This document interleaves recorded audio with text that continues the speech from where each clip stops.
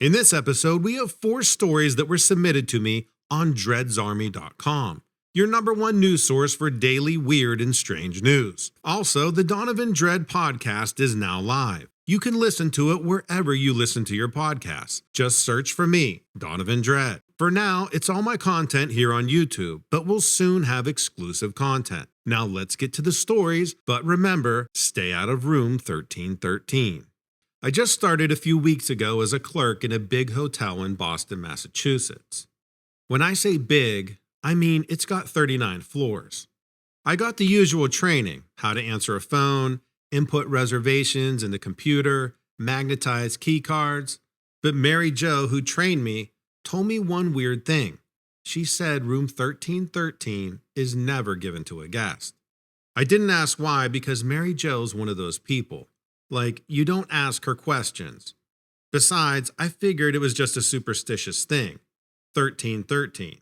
Some old buildings don't even have a 13th floor. So I didn't think much of it, really. I just did my job, answered the phone, and dealt with a cranky guest that you'd expect. After a while, they put me on as a night clerk. I wasn't surprised. I knew I'd been hired to work that shift, but they were waiting to have me fully trained first.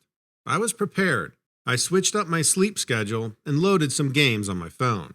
On our phone system, you can tell where a call is coming from: laundry room, kitchen, office, or even which guest room. So you can imagine what I thought when a call came from room 1313. I answered it, thinking it was a mistake somehow. Maybe the phone's wires got crossed. There was nothing on the other end, just something that sounded like air rushing, or maybe somebody breathing. Okay, so it was scary. It was like 3 a.m. or so and nobody was around. No guests hanging around the lobby, no cleaning people wandering through. There's a security guard somewhere, but I didn't know where he was. I just hung up and sat there sweating. I kept telling myself it was nothing, a glitch, whatever. Then the phone rang again. Room 1313. I let it ring. 10 times and the answering service will get it. I couldn't help it. I had to know what was going on. I picked up the phone on ring 9 and said the standard greeting. More breathing, but this time something else, like a pop noise. I put down the receiver gently, like I was trying to not get upset at whoever was on the other end. I played games on my phone for a while and the security guard wandered by. I thought about asking him if he knew anything about 1313, but I was scared to hear the answer. I jumped when it rang again, but this time it was room 1214, wanting more towels. The clock ticked over to 4 a.m., and then the phone rang again, 1313. I picked up and said, "What do you want?" No answer. Breathing and another weird pop. Now I was sure somebody was messing with me. This had to be an initiation ritual or some sick joke. I marched down the hall to the elevators. I got in and pressed for the 13th floor. The hallway was dim and quiet, hardly even a TV noise.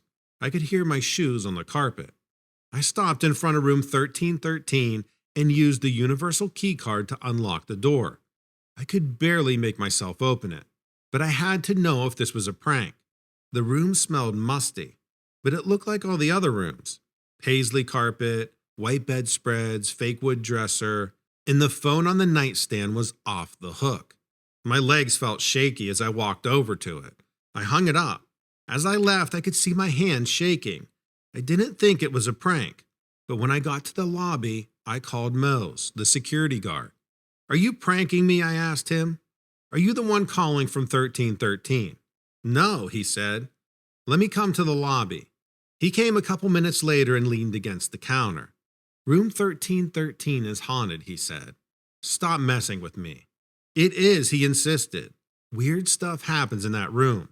Why do you think they don't let anybody stay there?" "So a ghost is calling the front desk," I said. "Why?" He went on to tell me about how 11 years ago, a guest didn't check out on time. Housekeeping found her dead, alone, and on the bed. No one knew what had happened. She hadn't been with anyone. And no signs of trauma. Heart attack? Undetectable poison? No one ever found out. "Okay, so what do I do?" I asked. Mose shrugged and just walked off. The phone rang again, 1313. I answered it. What do you want? Breathing, popping noises. I hung up. Now I was completely tired of this crap. I went back up to the room. I was still scared, but more just mad. I opened the door and the phone was off the hook. I tore it out of the wall. Maybe it was my imagination, but the phone felt weird, almost like it was vibrating. I stowed it in the storeroom where we kept all kinds of extra crap, like phones, TVs, and clocks. I went back to the desk. Now people were starting to wake up because it was 5 a.m. That made me a little less scared. After a while, the phone rang. 1314. Hey man, I don't know who's in the room next door, but they got the TV turned up really loud, the guy said. 1313, I asked. Yeah, the guy said. I went up there. Now I was pissed. This ghost was really causing trouble. The remote control was on the bed. I was sure it hadn't been there before. I took the TV, the remote, and the radio. Now what are you going to do? I said. Yeah, I was talking to myself, but it made me feel less scared. The stuff felt weird though, the way the phone had, and it made me a little freaked out. After that though, everything was quiet. I keep expecting the ghost to figure out some other way to communicate or to amuse itself or whatever it was trying to do. It hasn't happened yet though.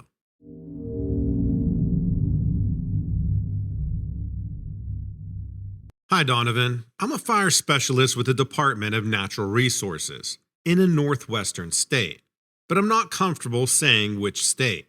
In case anyone out there is not familiar with that title, a fire specialist is just like a regular firefighter, except that we only deal with fires that happen in our parks and game lands.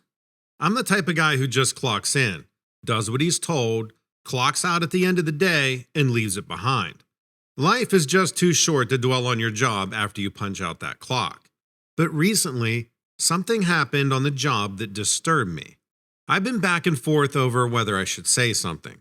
My wife says no, that I should leave it be. But I think people have the right to know. One of our state forests here is very large and very popular. It's a great place for fishing and camping, and it gets pretty crowded in good weather. A buddy of mine is a ranger there. We were having a few drinks one night, and he told me that there has been a rash of Bigfoot sightings in the park. Now, you might laugh, but I didn't, and neither did he. It's more common than you think for people to see strange things in the forest, at least around here. While I personally have never seen anything that looked like a Bigfoot, there's been times where I've been in the woods and felt like something was watching me. And mind you, that's even happened after an area has been evacuated of the general public, when we're about to do a controlled burn. Now, when my buddy told me that, I just asked him if anyone had managed to get any pictures. We're all waiting for that day, when someone finally snaps a picture and proves the existence of these things. He said no, but he and one of the other rangers decided to set up some game cameras right in the same area that people had been reporting seeing the creature. I didn't think too much of it. I just said cool and keep me posted, and we moved on to another subject. Then, about a week later, my buddy calls me, all excited, and says they did it. They got an image. I was stunned. He said it was pretty clear, and no one would be able to say it was fake. So, of course, I wanted to see it. He told me to come by on his station whenever I could get over there. It's about an hour away. Well, we had some family stuff come up right after that, or I would have gone immediately. Nothing serious, but family comes first. It was 5 days later when I called my friend back, and I said I'd like to come by in 2 days' time, which was my next day off. I had to leave a voicemail because he didn't pick up his phone. Then, the evening before I was supposed to go see him, I got a call from my supervisor. He instructed me to report the next day to the regional office for a controlled burn. I was like, hello, it's my day off. There were no wildfires going on, so why pull me in? He said it was non-negotiable, and that was that. He didn't have any details, just said I'd find out more at the regional office. So that sucked, but whatever. I showed up there the next day with 5 other guys, and we were given the specifics. I was shocked. We were going to burn a whopping 500 acres, based on a spur-of-the-moment decision. I bet you can guess where to. Yep, they were having us do a ping pong ball drop right smack over the area that had all the Bigfoot sightings. A ping pong ball drop is when we fly over with a PSD dispenser on board. It injects glycol into a plastic sphere, which contains potassium permanganate. Then it shoots it out of the helicopter.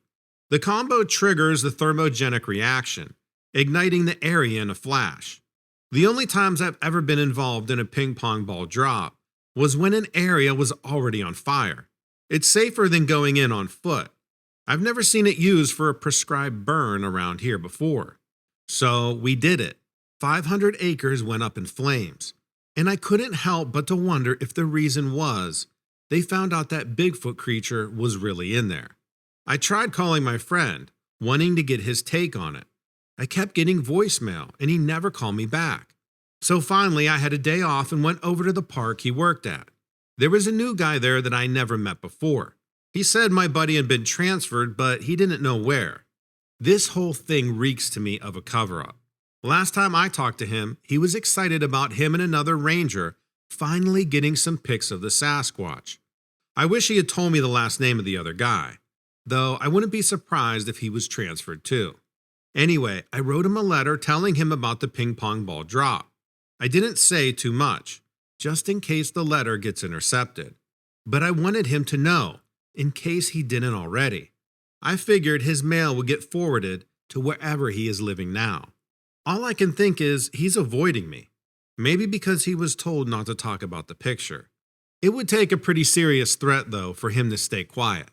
He's pretty hard-headed. I guess that's all I got to say.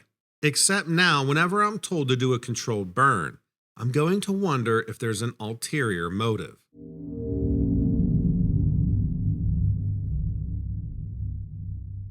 How you doing, Donovan? I'm a big fan of your YouTube channel. I was always skeptic when it came to the weird and paranormal stuff. And while the stories on your show are very entertaining, I didn't necessarily believe it. But now, I'm a true believer, thanks to a series of strange occurrences that I experienced firsthand. I'm a small-town cop in rural Michigan. I was born and raised here, and I can't imagine being anywhere else. When I was growing up, I remember stories about haunted places and Sasquatch sightings. They were just stories to scare kids, and I eventually grew out of it. There's one story in particular, though, about an old abandoned house in the woods on the outskirts of town. It was built in the 1800s, and the patriarch of the family supposedly went crazy, claiming to see demons before killing his wife and kids, and then himself. There's no record that it actually happened, so I chalked it up to an urban legend. But generations of kids dared each other to go in that house by themselves. Even I went in there in high school. It was like a rite of passage. Sure, it's creepy, but it's old and dilapidated. So what do you expect? Nothing's ever happened anyway, and you end up scaring yourself with anticipation. In recent years, it's been a home to junkies, so it's not very safe. I think that contributed to waning interest in the place, until a tragic incident a year ago. A few high school kids went to the house and messed around with a Ouija board.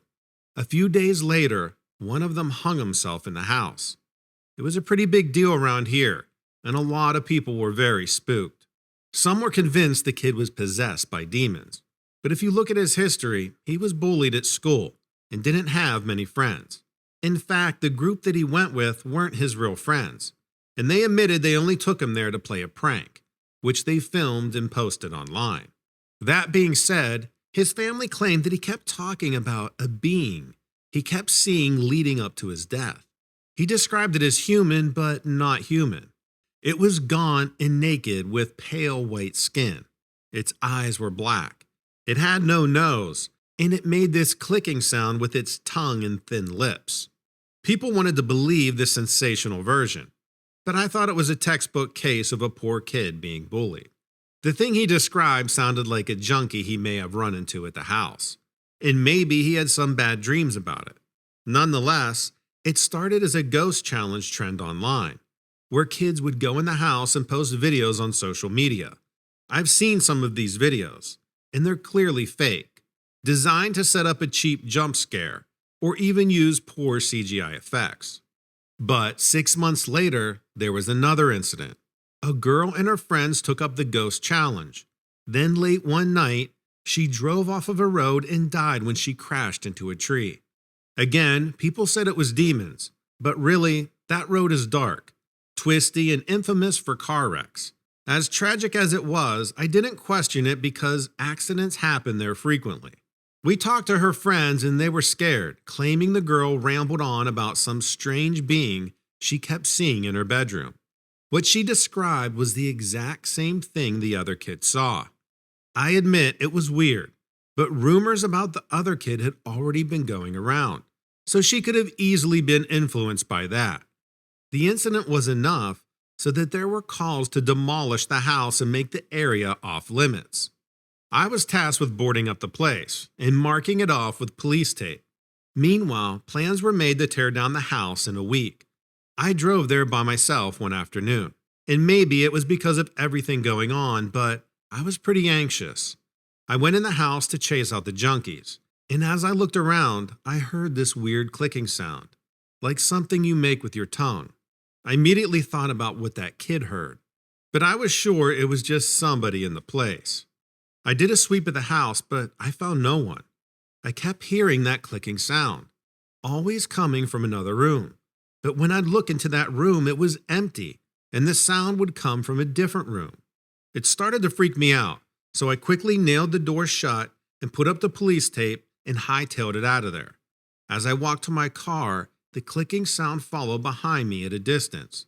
I started to run, but the sound got louder and louder until it was directly near my ear. It made the hair on my back of my neck stand up.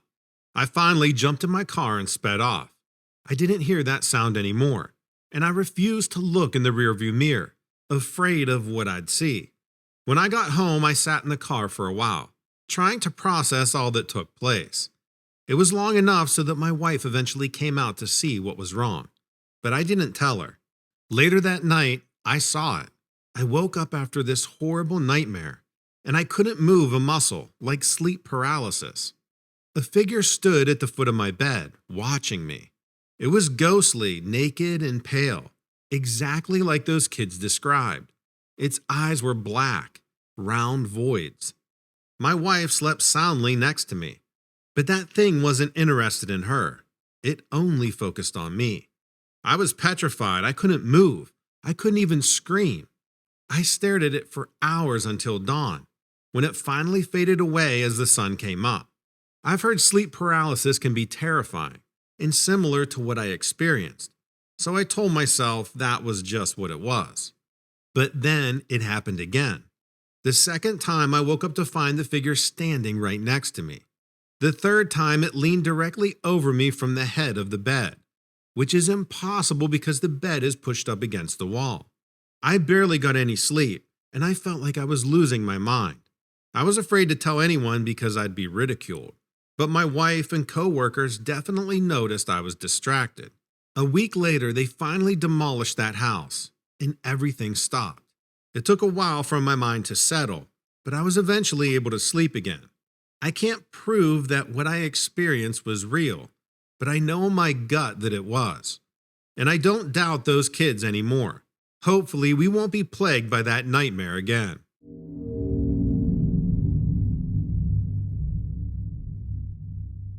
Hey there, Donovan.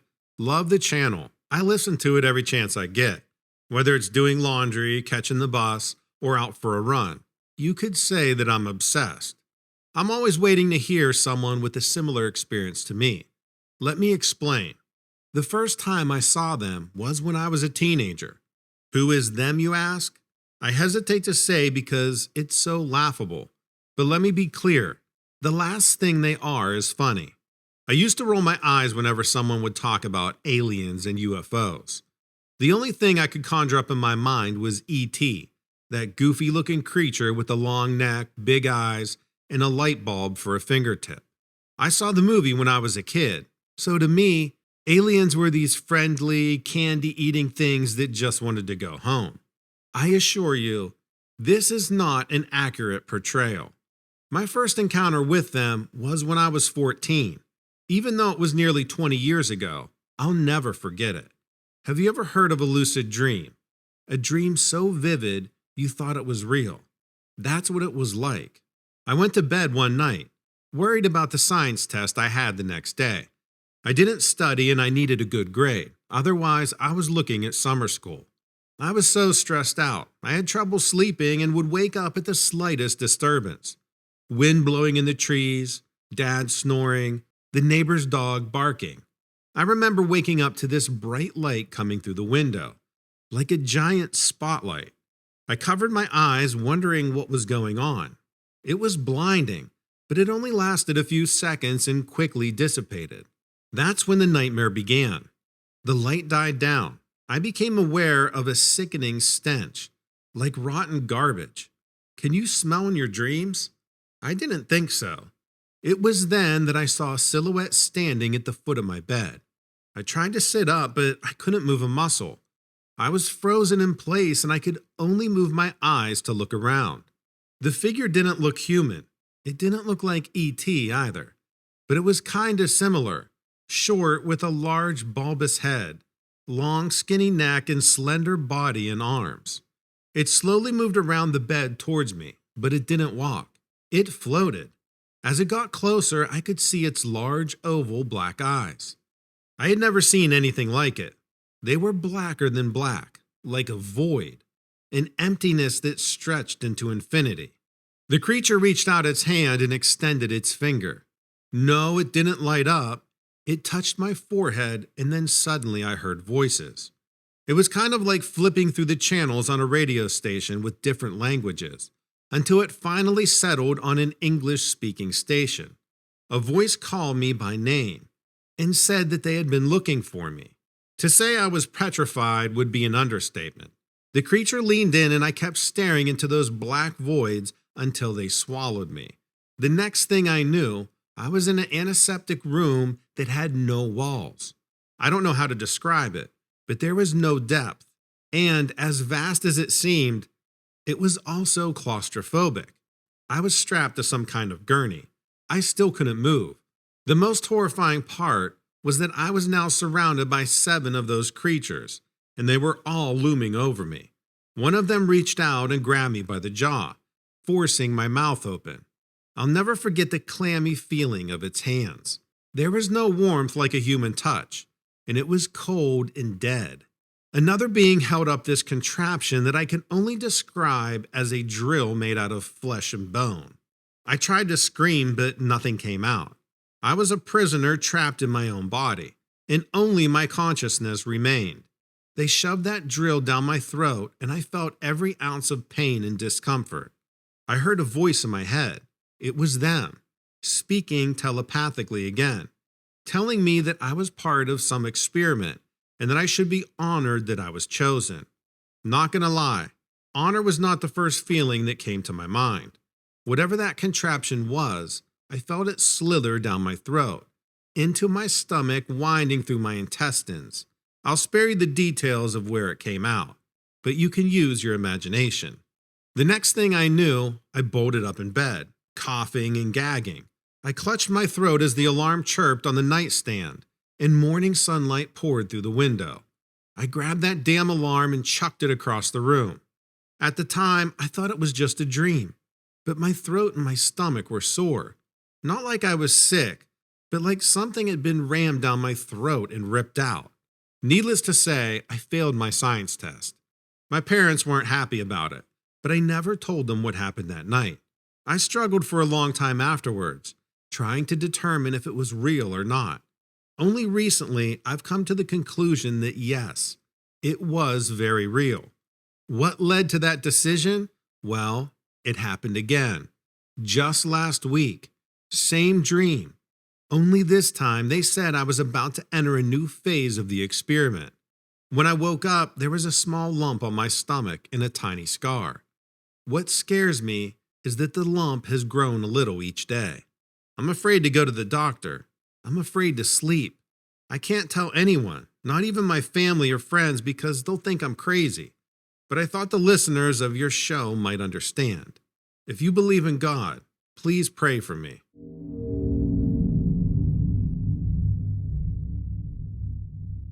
Also, make sure to check out dreadsarmy.com where you'll find all of my stories and multiple strange and weird news posted every single day. If you want to be part of the discussion, check out the forums on Dread's Army. We also have a Facebook group so you don't miss out on any updates. Thanks and take care.